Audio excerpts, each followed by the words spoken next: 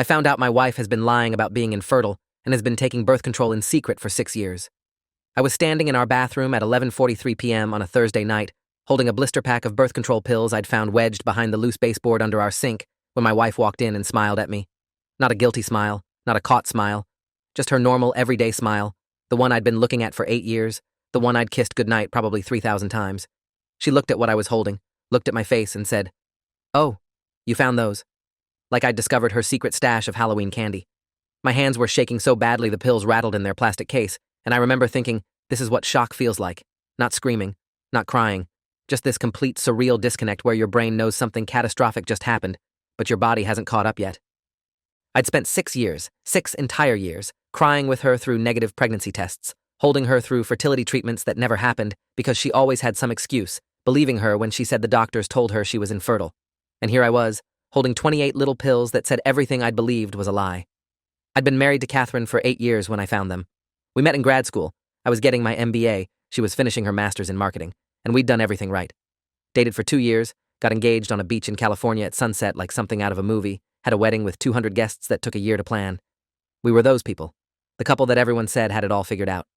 We bought a house in the suburbs 3 years into our marriage, a 4-bedroom colonial with a yard big enough for a swing set and a dog we named Apollo. Catherine had this whole timeline planned out. We'd establish our careers first, pay down some debt, then start trying for kids around year 5. It made sense. We were responsible, smart. But when year 5 came around and she suggested we wait 1 more year, I didn't question it. When year 6 came and she said she wanted to start trying, I was over the moon. I remember the conversation exactly. We were sitting on the back deck drinking wine, and she said, "I think I'm ready to be a mom." I'd wanted kids since I was 25, so we started trying. Or at least, I thought we were trying. Looking back now, I can see all the red flags I missed. How she never tracked her cycle the way other women trying to conceive did. How she'd always change the subject when I suggested we both get tested at the fertility clinic. How she cried every month when her period came, but never with the kind of desperation you'd expect from someone truly trying to get pregnant. I rationalized everything. I told myself she was just private about medical stuff, that she was handling the stress in her own way, that some women don't want to become obsessed with ovulation tracking. When she finally told me, about 9 months into trying, that she'd gone to see her gynecologist alone and been told she had severe endometriosis that made pregnancy unlikely, I believed her. Why wouldn't I? You don't question your wife when she's crying on the bathroom floor at 2 in the morning, telling you she's broken, that she can't give you the family you want. I held her. I told her I loved her no matter what. I meant it. I spent 3 years thinking we were dealing with her infertility together, researching adoption, talking about IVF, having those heavy conversations about whether we'd be okay with a childless life. All while she was taking 28 pills a month to make sure none of it ever happened. The night I found them started normally enough. Catherine had gone to bed early with a headache, or so she said, and I'd stayed up late working on a presentation for a client meeting. Around 11:30, I went upstairs to brush my teeth and noticed the faucet in our bathroom sink was dripping. Not unusual. The house was built in 1987, and things were always breaking. I got down on my knees to check the shutoff valve under the sink, and that's when I saw it. The baseboard along the cabinet base was slightly pulled away from the wall.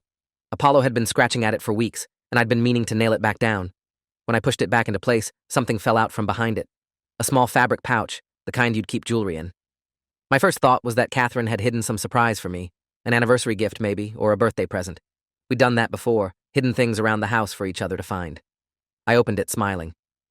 Inside was a CVS receipt from 3 weeks ago, a small notebook with dates and times written in Catherine's handwriting, and 3 blister packs of birth control pills. 2 were empty. 1 was half full.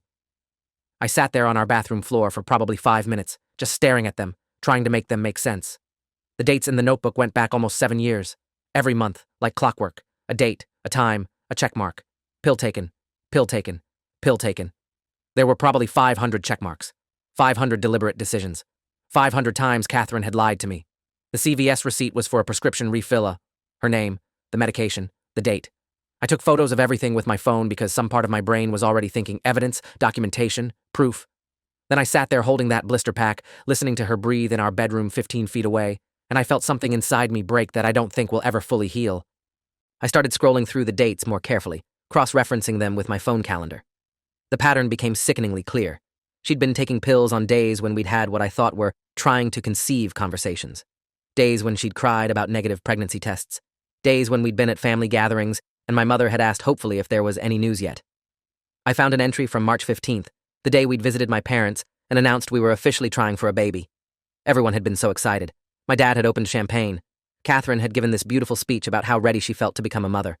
That night, according to her notebook, 10:47 p.m., pill taken, checkmark. I wanted to vomit. I pulled up our text messages from the past 6 years and started searching for keywords. Doctor, appointment, fertility, test. Found dozens of conversations where she'd referenced doctor visits that apparently never happened. Just left the gynecologist, not good news, from August 2019. Dr. Williams says my hormone levels are concerning, from February 2021. Dr. Williams didn't exist. I'd never met her, never seen paperwork, never been invited to an appointment, because there was no Dr. Williams. There was just Catherine, sitting in her car somewhere, texting me lies while probably listening to a podcast or grabbing coffee. It wasn't just the immediate lies, it was the architecture of deception she'd built, the performances. I remembered one night in particular, about 2 years ago, when Catherine had come home from a fertility consultation, looking devastated. She'd sat me down at our kitchen table, held my hands, and told me through tears that the specialist said her egg reserve was critically low, that even with IVF our chances were less than 5%. I'd cried with her, actually cried. We'd opened a bottle of wine and sat on the floor of our living room until 3 in the morning, talking about whether we could be happy without biological children, whether adoption was right for us, whether our marriage would survive the grief. She'd been so convincing. The tremor in her voice when she said, "I'm so sorry I can't give you this." The way she'd clung to me and whispered, "Please don't leave me over this." I'd been horrified that she'd even think I might leave. I'd held her face in my hands and promised her that she was more important to me than any hypothetical children, that we'd figure it out together, that nothing could break us. And the whole time, she'd been acting, playing a role, using my love for her as a weapon to keep me trapped in her lie. I stood up, walked into our bedroom, and turned on the light. She woke up squinting. "Hey, what's wrong?"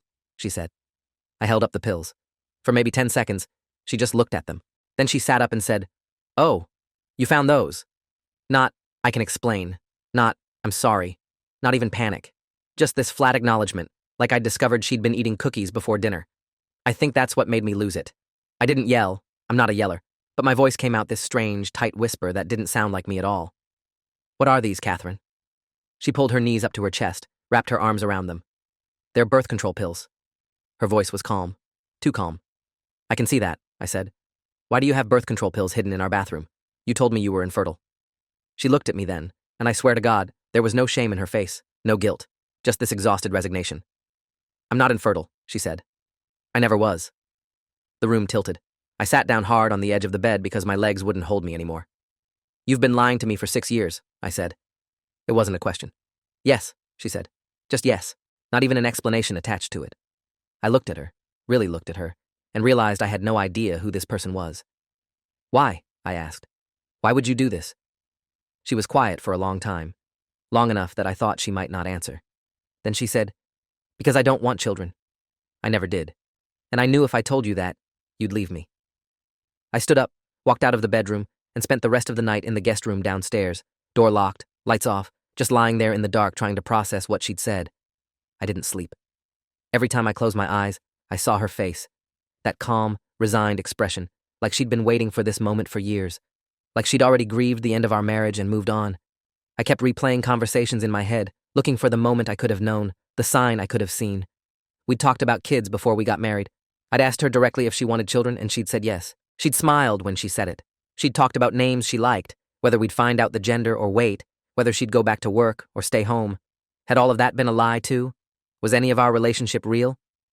At some point around 4 in the morning, I got up and went through our home office, pulling out every medical document, every piece of paper related to her supposed infertility. There was nothing. No diagnosis letters, no test results, no doctor's notes. Just her word, and I'd believed it. The next morning, Friday, I didn't go to work. I called in sick for the first time in 3 years and sat at our kitchen table drinking coffee that tasted like cardboard, waiting for Catherine to come downstairs. She appeared around 8, already dressed for work, makeup perfect, like this was any other day. She poured herself coffee, leaned against the counter, and looked at me. "Are we going to talk about this?" she asked. My laugh came out bitter. "Talk about what? The fact that you've been lying to me for our entire marriage? That you let me believe we were struggling with infertility while you were secretly taking pills to prevent the one thing I wanted most? Sure, Catherine. Let's talk." She flinched. First real emotion I'd seen from her. "It's not that simple," she said. "Then explain it to me," I said. "Because from where I'm sitting, it looks pretty fucking simple. You lied. For years." She sat down across from me, wrapped her hands around her coffee mug. "When we started dating, you talked about wanting kids constantly. It was always, when we have kids and our future family and all these plans. And I liked you so much. I thought maybe I'd change my mind. People do, right? So I said yes when you asked if I wanted children because I thought by the time it came up, I'd feel differently. But you didn't, I said. No, she admitted. I didn't. And by then we were engaged and planning a wedding, and I didn't know how to tell you. So I kept putting it off. For 8 years, I said. You put it off for 8 years. And when I brought it up, you didn't tell me the truth. You made up an entire medical condition. You cried on our bathroom floor and told me you were broken. Her eyes filled with tears then. I know. I know it was wrong. But I couldn't lose you. I kept thinking I'd figure out a way to make it work, that maybe I'd change my mind, or that you'd change yours, or I don't know. I panicked. I stared at her. You panicked. So you lied. For 6 years. While I researched adoption agencies. While I talked to my parents about grandchildren they were never going to have. While I planned our entire future around working through your infertility together. I'm sorry, she whispered. But it was too late for sorry. Sorry doesn't fix 6 years of deception. Sorry doesn't give me back the time I spent believing I was part of a team, solving a problem together, when really I was the only problem. Me and my inconvenient desire for children. I asked her to leave. Not permanently, not yet, but I told her I needed her to stay somewhere else for a few days while I figured out what to do. She went to her sister's place without much argument, and I spent the weekend alone in our house, surrounded by everything we'd built together. The photos on the walls, the furniture we'd picked out, the dog we'd adopted because we thought it would be good practice for parenting. Every room felt like a lie. On Saturday morning, I did something I'd never done before in our marriage.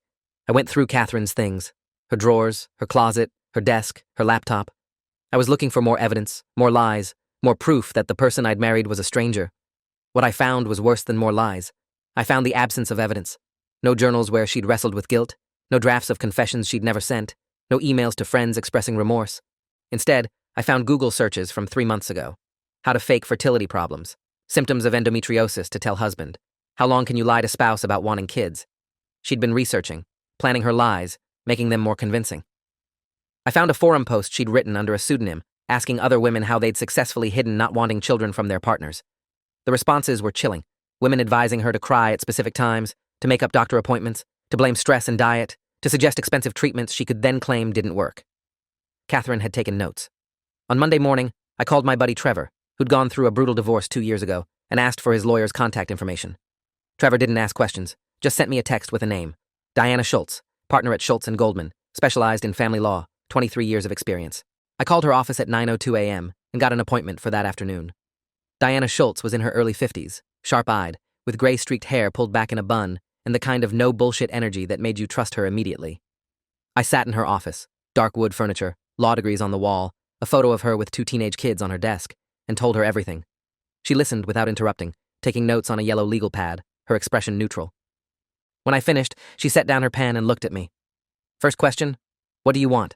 Reconciliation or divorce? I don't know, I said honestly. I can't imagine trusting her again, but I also can't imagine ending an 8-year marriage over this. Over this, she repeated. Mr. Stevens, your wife didn't just lie about one thing. She constructed an elaborate deception that lasted years and affected major life decisions. She let you believe you were infertile as a couple. She allowed you to shoulder emotional burden for something that didn't exist. This isn't a small betrayal. I nodded. My throat felt tight. I know. Second question. Do you want children? Yes, I said. I do. Not right now necessarily, but someday. It's something I've wanted my whole life. Diana wrote something down. Then you need to understand that if you stay with Catherine, that door is likely closed. She's been consistent for 8 years. She doesn't want kids. That's not going to change because she got caught lying about it. The truth of that hit me hard. Third question, she continued. Do you believe her story about why she lied? That she thought she'd change her mind? I thought about that. I don't know. Maybe at first. But 6 years? That's not a mistake. That's a choice. Diana nodded. In my experience, people who lie on this scale usually have deeper issues with control, with honesty, with confronting uncomfortable truths. Even if you work through this specific deception, the pattern that created it will still be there. She opened a folder and pulled out some papers. Here's what I recommend. Individual therapy for you to process this betrayal. Couples therapy if you decide to attempt reconciliation, and a consultation with a reproductive endocrinologist. I blinked. A reproductive doctor? Why? Because, she said, you need independent medical confirmation of Catherine's fertility status. Right now, you have her word that she's not actually infertile. But given that she's been lying for years, you need objective verification. If there's even a small chance she has an underlying condition she's been hiding from you, you need to know. That hadn't even occurred to me. You think she might be lying about lying? I think you need facts, Diana said.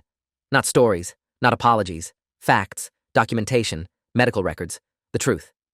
I left her office with a stack of business cards, therapists, doctors, financial planners, and a crushing sense of finality. This was real. My marriage was ending, or at best, would never be what I thought it was again.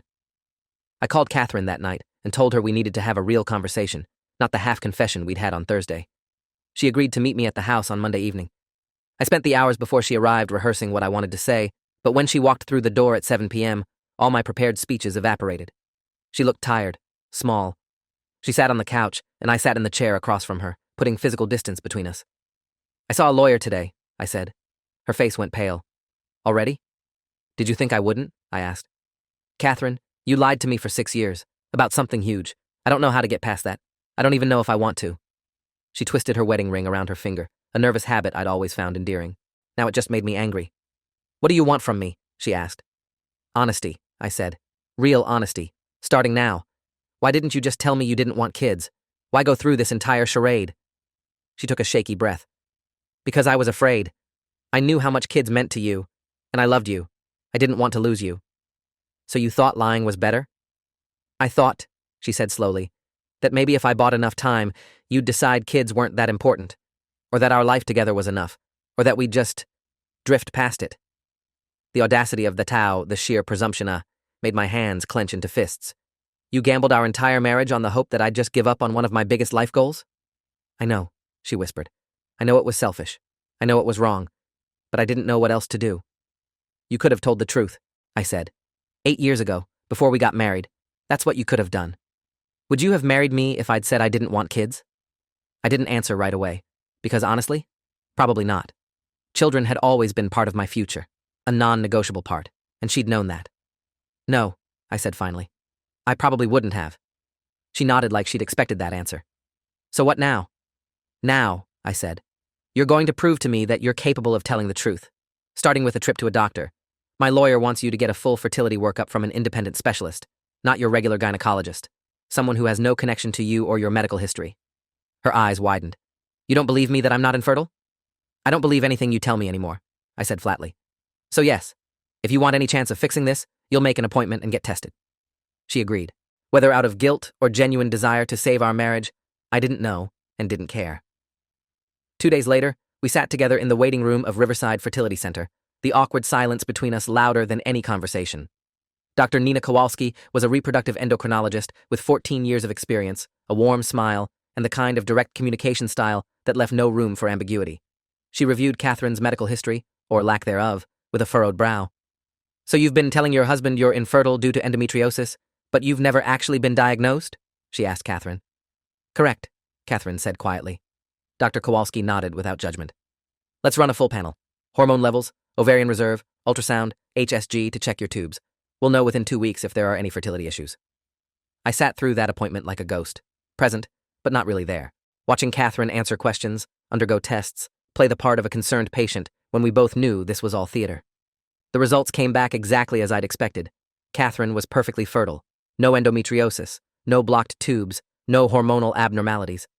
Dr. Kowalski delivered the news with professional cheer, telling Catherine that whenever she was ready to conceive, she should have no problems. Catherine thanked her. I felt nothing. In the car afterward, Catherine tried to talk. I know this doesn't fix anything, but at least now you know I wasn't lying about being able to get pregnant. I really am fertile. That's supposed to make this better? I asked. That you've been preventing a pregnancy you were fully capable of having? For 6 years? She went quiet. I drove us home in silence. That night, I moved all my clothes into the guest room. Catherine didn't protest. Over the next week, something else started bothering me, a question I couldn't shake. Had she been lying about other things too?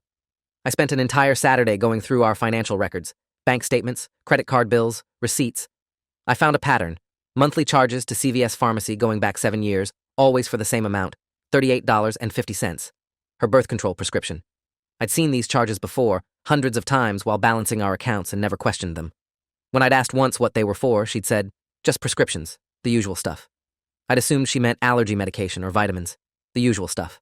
The phrase made me want to break something. I dug deeper, found charges to a medical billing company I didn't recognize, Women's Health Associates of Boston, $240, quarterly, for the past 6 years. I called them Monday morning, pretending to be following up on Catherine's account. The receptionist was cheerful and helpful. "Oh yes, Mrs. Stevens is one of Dr. Rebecca Thornton's regular patients. Annual wellness exams and prescription management." "Prescription management," I repeated. "Yes, for her contraceptive care. Dr. Thornton has been managing that for, let me see, looks like about 7 years now." I thanked her and hung up. So Catherine did have a real doctor. Dr. Rebecca Thornton. Someone who'd been actively helping her maintain the lie, prescribing birth control while Catherine told me she was infertile. I added this information to the growing file I was building, evidence of systematic deception. Over the next few weeks, I started therapy. My therapist, Dr. Leonard Huang, was a soft-spoken man in his 60s who specialized in trauma and betrayal. He had a small office in downtown, decorated with plants and soft lighting, and he didn't push me to talk before I was ready. "Betrayal in marriage is complex," he said during our third session, "especially when it involves reproductive deception. You're not just grieving the lie itself. You're grieving the time lost, the trust destroyed, the future you thought you had." "I feel stupid," I admitted. "Like I should have known. How did I miss 6 years of birth control?" "Because you trusted your wife," Dr. Huang said simply. "Trust isn't stupidity. Trust is the foundation of marriage. She violated that, not you.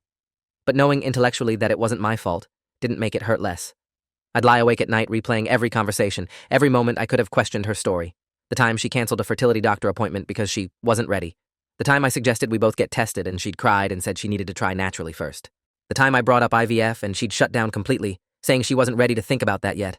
Every red flag I'd smoothed over, rationalized, accepted. Dr. Huang helped me understand that I'd been a victim of what he called strategic deception. Lies carefully constructed over time to maintain plausibility. "Your wife didn't lie once," he explained. "She built an architecture of lies, each one supporting the others. That's not something you could have easily detected, especially not from inside the relationship." In one session, Dr. Huang asked me to describe the moment I found the pills in detail. As I talked through it, the dripping faucet, the loose baseboard, the fabric pouch, the notebook, I started to cry for the first time since this all began. "I keep thinking about all the times I held her while she cried about being infertile," I said. "All the times I reassured her that I loved her anyway, that we'd be okay, and she was crying because she was trapped in her own lie, not because she was actually sad. Or," Dr. Huang said gently, "she was crying because she knew she was hurting you and felt guilty, but still couldn't bring herself to tell the truth. Catherine's emotions during those moments may have been real, just not for the reasons you thought. That possibility was somehow worse. It meant she'd known all along that she was destroying me, and she'd done it anyway." "How do I forgive that?" I asked.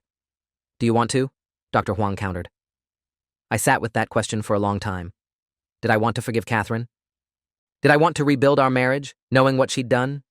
Did I want to spend the next 40 years wondering what else she might be lying about? "No," I said finally. "I don't think I do." Dr. Huang nodded. "That's okay. Forgiveness isn't mandatory. Sometimes the healthiest thing you can do is acknowledge that someone has hurt you beyond repair and walk away." Catherine and I tried couples therapy too. Dr. Huang recommended someone, and we saw Dr. Grace Pemberton, a marriage counselor with 30 years of experience, twice a week for a month. It was brutal. Catherine cried through most of the sessions. I sat there numb, listening to her apologize, explain, justify.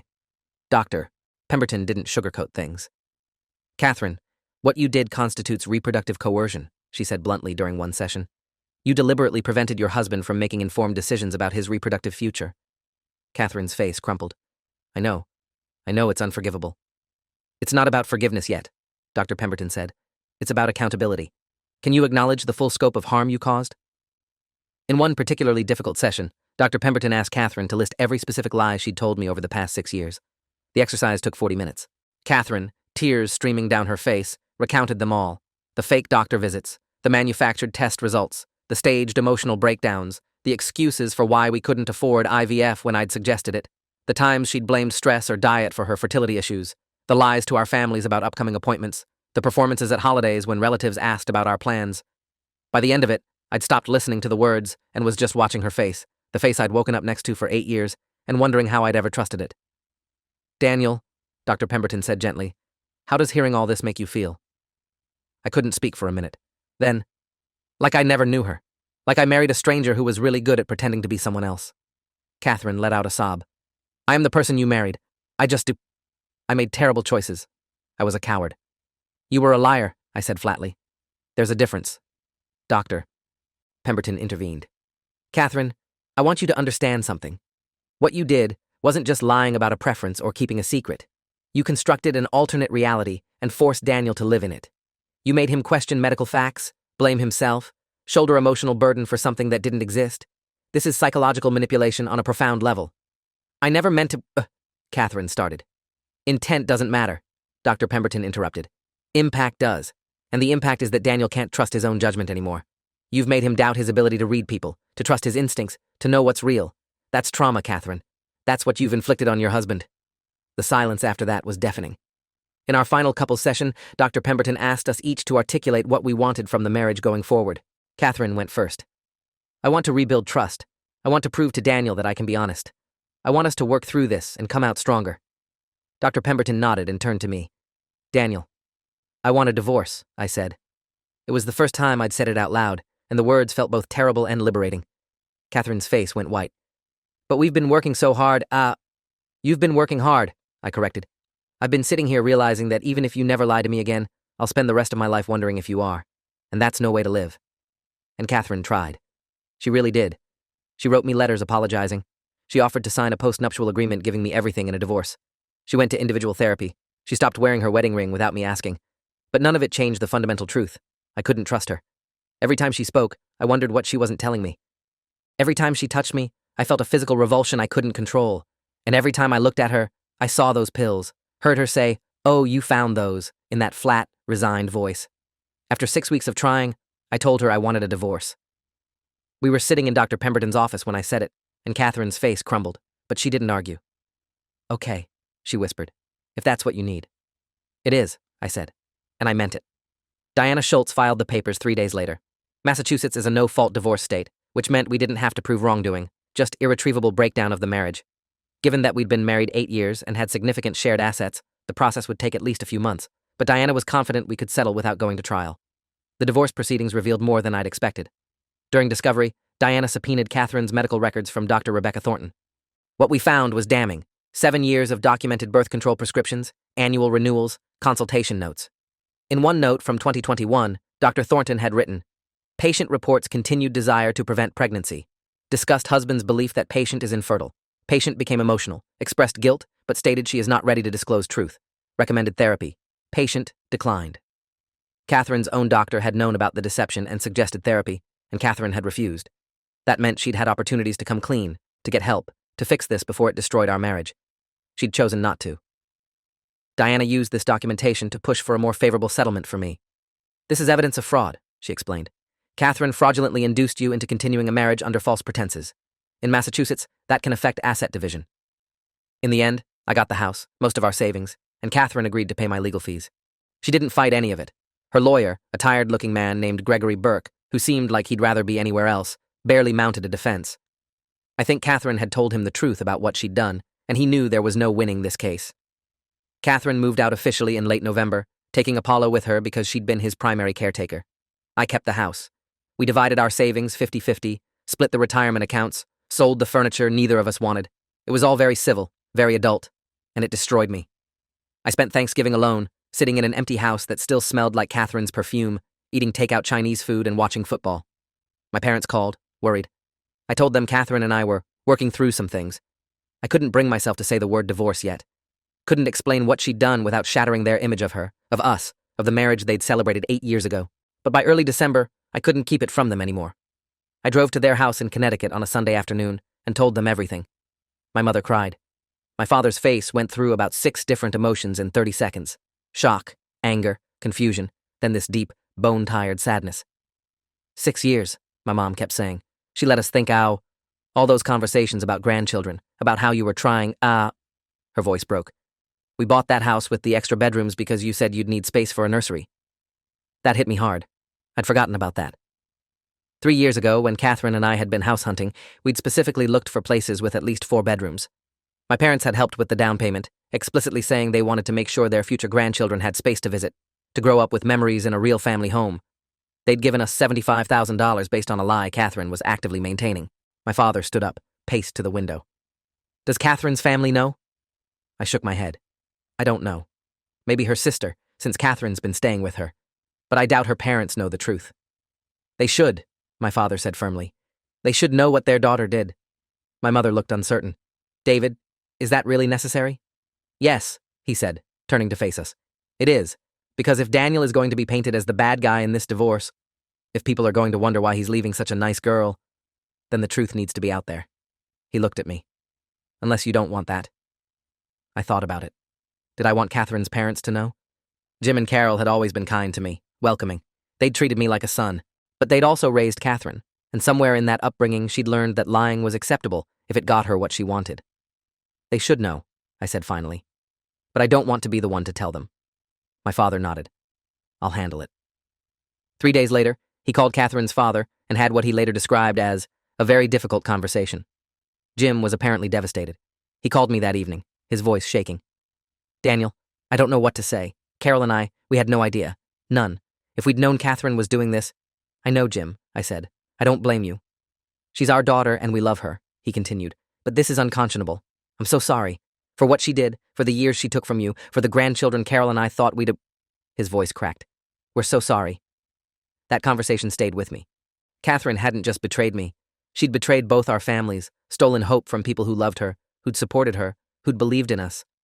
My mother later told me that Carol had called her, crying, saying she didn't know how to face me at family gatherings anymore. I told my mom to tell her it wasn't her fault, that I didn't hold her responsible for Catherine's choices. But the damage was done. Our families, who'd been planning shared grandchildren and holiday gatherings for years, now had to navigate this awkward, painful reality. Trevor checked in regularly, brought me groceries when he noticed I wasn't eating, dragged me out for beers when I'd been alone too long. You're going to be okay, he kept saying. I know it doesn't feel like it now, but you will. I wanted to believe him. Some days I did.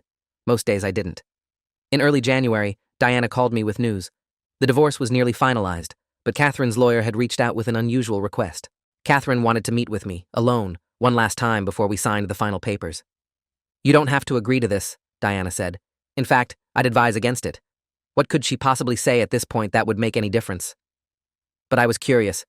After months of lawyers and paperwork and clinical division of assets, part of me wanted to look Catherine in the eye and ask the one question that had been haunting me. Did she ever really love me?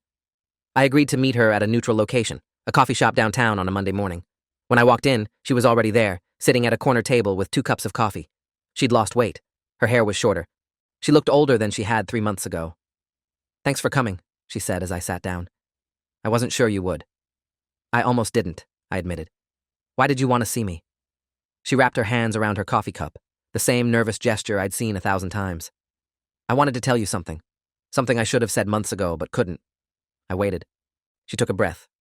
My therapist helped me understand why I did what I did. It wasn't just about not wanting kids. It was about control. I grew up in a house where I never had any control over anything. My mom made every decision, from what I wore to what I studied to who I dated. When I met you, you were so sure about everything, so confident about our future, and part of me loved that. But part of me also felt like I was being swept along again, like I didn't have a say. So you lied, I said, to maintain some illusion of control. Yes, she said quietly. I convinced myself that it was justified, that if you really loved me, you'd choose me over having kids eventually, that I was protecting both of us from a decision that would end our marriage. But you weren't, I said. You were just delaying the inevitable while stealing years of my life. I know, she whispered. I know that now. And I'm so sorry, Daniel. Not just sorry I got caught, sorry for what I did, for the pain I caused, for the trust I destroyed. I don't expect you to forgive me. I just wanted you to know that I understand what I did was unforgivable. I looked at her, this woman I'd planned to spend my life with, and felt nothing. No anger, no sadness, no lingering love, just emptiness. Thank you for telling me, I said. I hope you get the help you need. What about you? She asked. Will you be okay? Eventually, I said. I think so. We sat there for a moment longer, then I stood up. Goodbye, Catherine. Goodbye, Daniel, she said. And I walked out of that coffee shop knowing I'd never see her again. The divorce was finalized on a Monday in early February. 8 years of marriage ended with a judge's signature and a stamped document. Catherine and I didn't speak at the hearing. Our lawyers handled everything. Afterward, Diana shook my hand and said, You did the right thing. I know it hurts now, but you freed yourself from a relationship built on deception. That takes courage.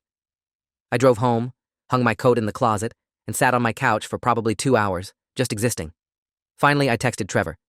It's done. He showed up 30 minutes later with a 6-pack and a pizza. We didn't talk much. We didn't need to. That night, alone again after Trevor left, I pulled out my phone and opened a document I'd been working on for weeks. A timeline of everything that had happened, from the moment I found the pills to the finalized divorce. Writing it out had been Dr. Huang's suggestion, a way to process the trauma and see the full scope of what I'd been through. Looking at it now, months later, it still didn't seem real. 6 years of my life, stolen by someone who claimed to love me. But somewhere in the middle of that pain, I found something unexpected. Clarity. Catherine had made her choice years ago. She'd chosen her desires over honesty, her comfort over my trust.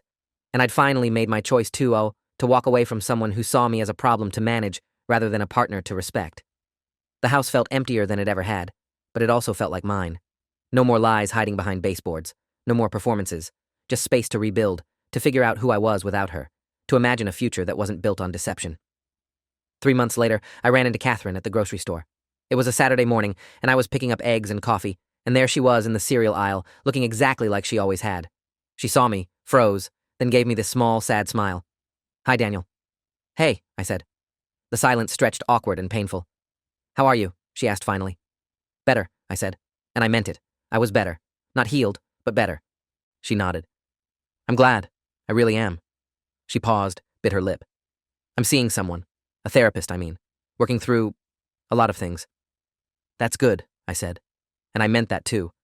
Whatever Catherine had going on inside her head, whatever made her think lying for 6 years was acceptable, she needed professional help to unpack it.